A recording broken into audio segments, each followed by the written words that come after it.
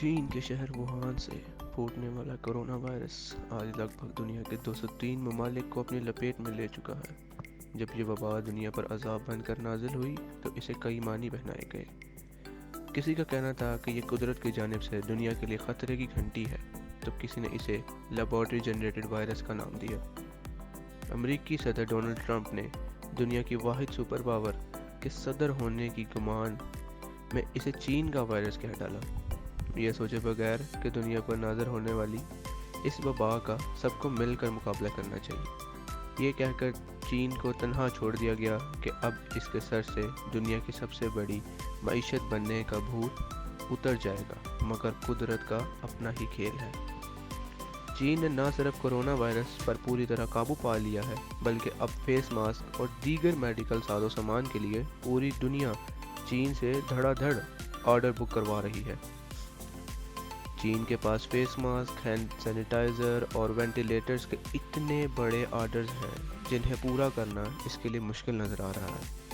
تمام بڑی چینی کمپنیاں اب فیس ماسک، وینٹیلیٹرز اور ہینڈ سینیٹائزرز بنانے میں جٹ گئی ہیں۔ اب امریکہ کو بھی ان چیزوں کے لیے چین کی طرف دیکھنا پڑ رہا ہے۔ چین صدر نے صدر ٹرمپ کو مشکل کی اس گھڑی میں مدد کی پیشکش کی تو ٹرمپ نے فوری اسے خوش آمدید کہا۔ چینی صدر نے واقعی عظیم قوم کے عظیم لیڈر ہونے کا ثبوت فراہم کیا۔ کرونا وائرس دنیا کے ناخدا کے لیے ایک قسم کا انتباہی پیغام بھی ہے۔ بحیثیت مسلمان ہمارا ایمان ہے کہ انسانیت ہم سب سے بڑا وصف ہے۔ دنیا بھر کے تمام مذاہب بھی انسانیت کا ہی پرچار کرتے ہیں، مگر آج دنیا کے تمام مسائل چند ہاتھوں میں مرتکب ہو کر رہ گئے ہیں۔ یہ سرمایہ دار انسان کی قسمت کے مالک و مختار بن بیٹھے ہیں۔ کرونا وائرس پھیلا تو امریکی انٹیلیجنس ایجنسیوں نے صدر ٹرمپ کو پیشی خبردار کیا کہ یہ وبا امریکہ کو بھی بری طرح متاثر کر سکتی ہے، لیکن صدر ٹرمپ نے دنیا کی سب سے بڑی طاقت کے صدر ہونے کی وجہ سے اسے سنجیدگی سے نہیں لیا۔ اب امریکی عوام کو صدر ٹرمپ کے جھوٹے دعووں کا خمیازہ بھگتنا پڑ رہا ہے۔ آج امریکہ کورونا سے سب سے زیادہ متاثر ملک بن گیا ہے۔ 4,000 سے اموات کے ساتھ ساتھ 2,15,000 سے زائد افراد کورونا سے متاثر ہو چکے ہیں۔ بات یہیں ختم نہیں ہوتی۔ صدر ٹرمپ جس خوش فہمی میں مبتلا تھے کہ کورونا امریکہ کا کچھ نہیں بگاڑ سکتا، اب خود وائٹ ہاؤس میں ہونے والی ایک پریس کانفرنس میں کورونا سے 2 لاکھ امریکیوں کی ہلاکت کا خدشہ ظاہر کرتے ہیں۔ ادھر وائٹ ہاؤس نے ان سے بھی ایک قدم آگے آ کر آنے والے دنوں میں کورونا وائرس سے 2.5 لاکھ امریکیوں کی ہلاکت کی پیش گوئی کر دی۔ گزشتہ روز وائٹ ہاؤس میں ہونے والی پریس کانفرنس میں پہلی مرتبہ صدر ٹرمپ سنجیدہ دکھائی دیے۔ پریشانی پہلی مرتبہ ان کے چہرے سے عیاں تھی۔ نیو یارک سمیت 50 امریکی ریاستیں کورونا وائرس سے متاثر ہو چکی ہیں۔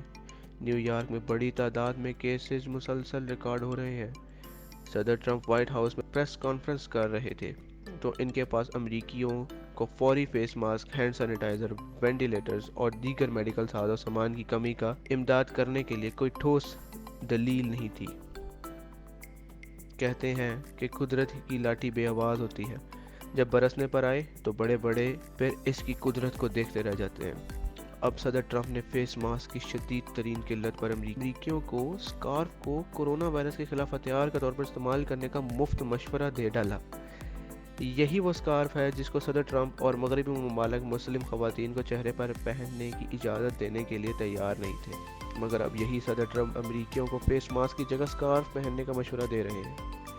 ادھر 8 ماہ قبل مقبوضہ کشمیر میں بھی مودی سرکار نے لاک ڈاؤن کر کے مقبوضہ وادی کے 80 لاکھ مسلمان کو خوراک، ادویات اور گھر بند کر کے ان کا انٹرنیشنل برادری سے موبائل اور انٹرنیٹ پر رابطہ بھی منقطع کر دیا۔ اب مودی سرکار نے پورے بھارت میں 21 روز کے لیے کورونا کے پھیلاؤ کو روکنے کے لیے لاک ڈاؤن لگا رکھا۔ بھارتیوں کو پولیس کی جانب سے بدترین تشدد پر مودی کو تمام بھارتیوں پر معافی بھی مانگنی پڑ گئی۔ ادھر صدر ٹرمپ بار بار کشمیریوں کی دل جوئی کی بجائے پاکستان اور بھارت کو بار بار زبانی کشمیر پر ثالثی کے پیش کرتے ہیں۔ 8 ماہ پہلے صرف کشمیر پر لاک ڈاؤن مسلط ہوا تھا، مگر اب پوری دنیا میں صرف ایک ہی لفظ لاک ڈاؤن گونج رہا ہے۔